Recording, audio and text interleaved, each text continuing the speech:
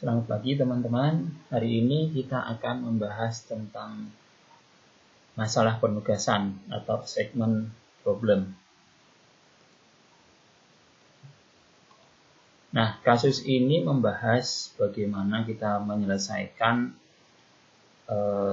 permasalahan apabila kita mempunyai beberapa karyawan atau personel yang tingkat keterampilannya atau efisiensinya berbeda-beda. Ya, antara si A, si B, si C, dan D ini pasti keterampilannya berbeda-beda atau kompetensinya berbeda-beda. Nah, kita akan menentukan si A ini kerja di bagian apa, si B bagian apa, si C bagian apa. Ini kan kaitannya dengan kompetensinya. Langsung saja ke contoh permasalahan. Ini adalah masalah meminimalkan biaya. Jadi ada suatu perusahaan mempunyai 4 pekerjaan yang berbeda yang diselesaikan oleh 4 karyawan yang berbeda. Ini karyawan A, B, C, D. Dan ini jenis pekerjaannya, pekerjaan 1, 2, 3, 4. Nah, si A ini kalau menyelesaikan pekerjaan pertama, dia akan membutuhkan biaya sebesar Rp15 per satuan. Sedangkan si A kalau mengerjakan pekerjaan B, dia akan mengeluarkan biaya sebesar Rp20. Kalau si A mengerjakan pekerjaan 3, dia akan mengeluarkan atau membutuhkan biaya sebesar Rp18 dan seterusnya. Kemudian kalau si B bagaimana, si C bagaimana, si D bagaimana. Nah, dari beberapa persoalan ini kan pasti manajer kebingungan. Kira-kira si A ini bekerja di pekerjaan 1, pekerjaan 2, pekerjaan 3, atau pekerjaan 4. Atau B ini bekerja di bagian 1, bagian 2, bagian 3, atau bagian 4. Nah, tentu manajer itu akan sedikit kesulitan kalau tidak ada alat untuk menyelesaikan masalah tersebut. Maka masalah ini bisa kita selesaikan dengan istilah namanya assignment problem. Nah, bagaimana kita menyelesaikannya? Kita akan menyelesaikan dengan cara yang manual dulu dan nanti kita menggunakan komputer. Oke, bagaimana kalau kita menyelesaikan persoalan ini dengan manual? Oke, yang pertama kita sudah menulis tabelnya seperti ini. Cara yang pertama adalah mengubah matrik biaya menjadi matrik opportunity cost. Caranya memilih elemen terkecil dari setiap baris, kurangkan pada seluruh elemen baris tersebut. Oke, ini namanya baris dan kalau yang ke bawah namanya kolom. Baris A ini paling kecil adalah 15. Maka 15 dikurangi dengan 15, di sini hasilnya adalah 0. Kemudian ini 20 kurangi 15 hasilnya 5, 18 kurangi 3 hasilnya 3, dan 22 kurangi 15 hasilnya 7. Kemudian di baris yang kedua, baris B, ini nilai yang kecil adalah 14. Maka 14 ini kita jadikan 0. Kemudian ke sebelahnya kurangi 14, 21 kurangi 14, 17 kurangi 14 sama dengan 3. Kemudian C, ini mana yang paling kecil? Ini yang nilainya adalah 20. Maka 20 kurangi 20 sama dengan 0. Ini 0, kemudian 25 kurangi 5, 5. Oke, baris yang keempat, paling kecil adalah 16. Kita kurangi dengan 16 semua. Oke, mudah-mudahan paham ya. Oke, langkah selanjutnya adalah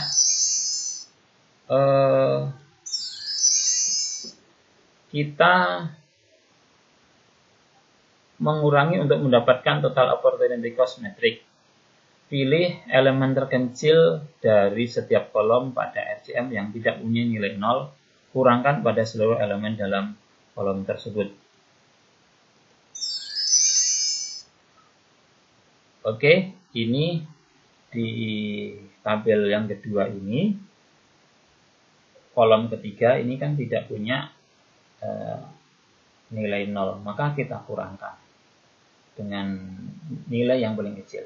Paling kecil di kolom yang ketiga ini adalah 2, maka 2 ini kita kurangkan. 2 kurangi 2, 0, 1, 5, 1. Pahami ya? Jadi ini yang kita pilih karena memang tidak ada nilai 0-nya.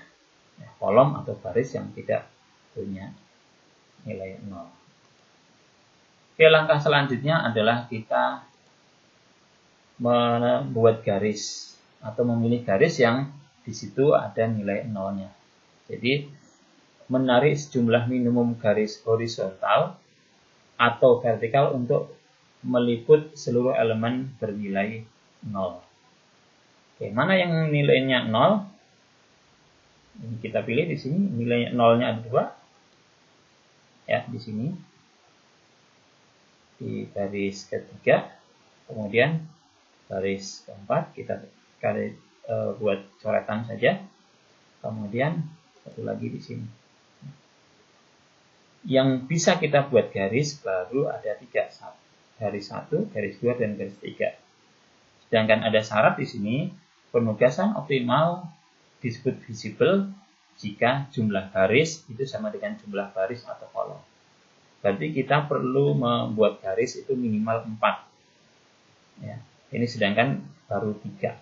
Karena ini jumlah baris atau kolomnya ada 4. Oke, berarti kita harus membuat lagi satu garis lagi. Caranya adalah pada tahap yang selanjutnya. Pilih elemen terkecil yang belum terliput garis pertama untuk mengurangi seluruh elemen yang belum terliput. Oke, ini tadi yang belum ada garis adalah ada di kolom ketiga. Ini tadi angkanya 1 dikurangi dari sekian ini. Ini kan paling kecil tadi angkanya adalah 1. Maka 1 kurangi 1, 0. Kemudian ini 4 kurangi 1, 5 kurangi 1 sama dengan 4. Kemudian 2 dikurangi 1 nanti akan di sini 6. Kemudian semuanya dikurangin 1. Ini. Oke. Kalau sudah semua dari bagian ini yang sudah dikurangi 1, maka kita lanjutkan. Tambahkan jumlah yang sama pada seluruh elemen yang mempunyai 2 garis yang saling bersilangan. Oke. Ini adalah ada 2 garis yang bersilangan ya, di sini dan di sini. Maka tambahkan jumlah yang sama pada seluruh elemen yang punya 2 garis yang saling bersilangan. Tadi kan 1 nih, nilainya diambil dari sini, maka ini ditambahkan 5 ditambahkan 1 menjadi 6. Oke. Seperti ini. Kemudian ulangi langkah ketiga. Melakukan tes optimalisasi dengan menarik sejumlah garis minimum horizontal dan atau vertikal untuk meliput seluruh elemen bernilai 0. Oke, kita membuat satu garis lagi. Nah, garisnya ada di angka ini, di garis pertama. Maka garisnya sudah menjadi 4. Kalau 4 berarti kita sudah hampir selesai. Karena jumlah garis sama dengan jumlah baris atau kolom, yaitu sama dengan 4, maka matrik penugasan optimal telah tercapai. Langkah selanjutnya adalah kita memilih mana jenis pekerjaan untuk tiap-tiap karyawan. Oke, pekerjaan yang pertama di sini kan dari semua nilai di sini, semua biaya, kan yang paling kecil adalah karyawan B di pekerjaan 1. Maka kita pilih di sini. Karena yang paling kecil, maka B bekerja di sektor atau pekerjaan 1. Kemudian kita pilih lagi yang terkecil selanjutnya, yaitu berarti di sini sudah tertutup kemungkinan untuk A, C, dan D ini tidak bisa bekerja yang lain. Kemudian si A ini yang angkanya 0 bekerja di sektor ketiga. Kemudian selanjutnya yang D bekerja di sektor 4. Ya, tinggal yang C bekerja di sektor 2. Oke. Dengan demikian kita tinggal menjumlahkan berapa biaya yang harus dikeluarkan oleh perusahaan agar semua pekerjaan itu selesai. Ya, tinggal menjumlahkan saja. Nah, sini berarti A ini di bagian 3, biayanya 18, B ini bekerja di sektor 1, biayanya 14, C ini bekerja di sektor 2, biayanya adalah 20, dan D bekerja di sektor 4 dengan biaya 16, sehingga total biaya yang dikeluarkan adalah sebesar 68. Karyawan B ditugaskan untuk pekerjaan 1 karena baris B hanya mempunyai satu nilai 0 atau biaya yang paling kecil. Oke, itulah contoh kita bagaimana menyelesaikan kasus meminimalkan biaya untuk kasus segmen model. Nah, langkah yang panjang ini tadi sebenarnya bisa kita selesaikan dengan cara yang cepat menggunakan VM for Windows. Saya yakin teman-teman sudah menginstal VM for Windows. Tinggal kita pilih saja di sini mana yang kasus penugasan yang disebut dengan assignment model. Ini kita klik yang paling atas, di segmen paling atas kita klik di sini, kemudian kita pilih minimize, kemudian nanti kita pilih berapa baris dan berapa kolom. Ini sudah saya isikan untuk menghemat waktu, ada 4 baris dan 4 kolom. Udah, kalau kita sudah masukkan semua konstantannya di sini semua, kemudian tinggal kita klik di sini solve. Sudah selesai. Hasilnya sudah keluar. Sama, biaya yang optimal ada sebesar 68. Ya, di mana si B bekerja di pekerjaan 1, biayanya 14.